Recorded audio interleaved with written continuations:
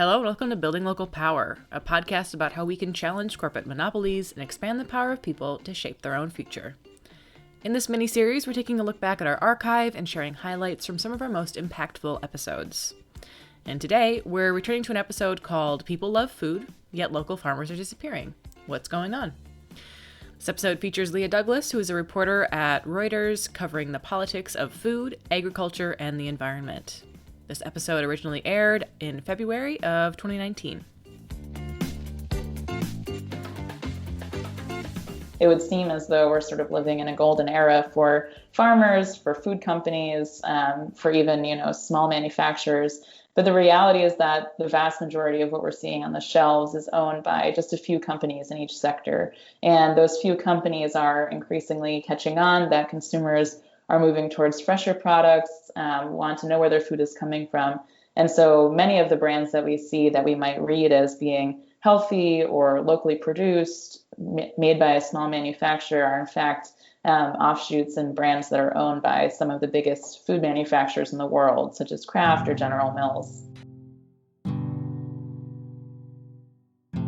Poultry is a particularly interesting example because the poultry industry is structured mostly on contract production. And by mostly, I mean overwhelmingly over 95% contract production, which means that farmers are contracted to the poultry company, and the poultry company owns all the inputs and the chickens that the farmers are growing. So the farmer's role has basically become to sort of babysit the chickens for the 6 weeks that they're being grown in the chicken house, and then the same company owns the distribution that comes and that picks up the chickens, brings it to their company-owned slaughterhouse, and controls their own packaging and often even transportation to the retail store. So that consolidation is not just that they control 50% of any one of those operations, but it's the entire supply chain has become vertically integrated.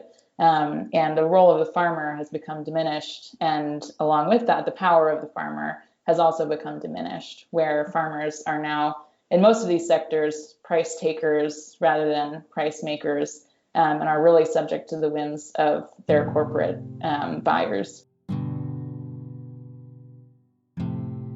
Dairy farms have always been in every state and have always sort of been around to sort of keep rural communities going. And so I think it's particularly destabilizing that dairy farms are the ones going out of business most rapidly. Corporate consolidation is at the root of some of the problems. The dairy industry, like every other industry in the food sector, has become enormously consolidated. In the 1970s, under a Secretary of Agriculture named Earl Butz, and he is famously known for calling on farmers to plant, quote, fence row to fence row, which would increase the country's commodity harvests and enable us to better participate in sort of the global commodity economy.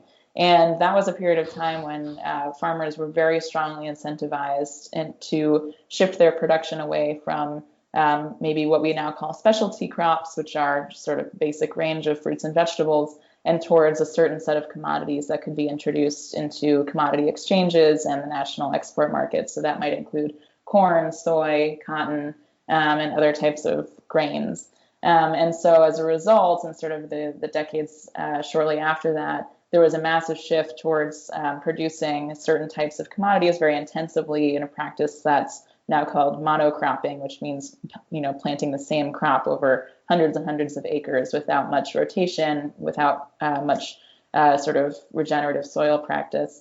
And that was the period of time where we saw this sort of major change taking place.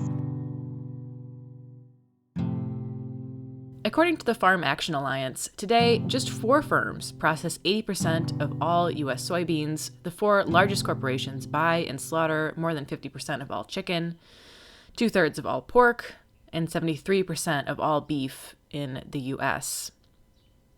As Senator Cory Booker said, consolidation in our food system is a grave threat to our family farmers and rural communities.